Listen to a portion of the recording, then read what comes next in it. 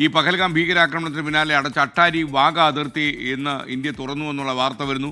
അഫ്ഗാനിസ്ഥാനിൽ നിന്നുള്ള ട്രക്കുകൾക്ക് വേണ്ടി മാത്രമാണ് ഈ അതിർത്തി തുറന്നത് എന്ന് അറിയുന്നു. അതിന്റെ വിശദാംശങ്ങൾ ലഭിച്ചോ? തീർച്ചയായും SKN 22 ദിവസത്തെ ശേഷമാണ് 22 ദിവസമായി അടച്ചു കിടക്കുകയായിരുന്നു ഇന്ത്യ പാകിസ്ഥാൻ സംഘർഷത്തെ തുടർന്ന്.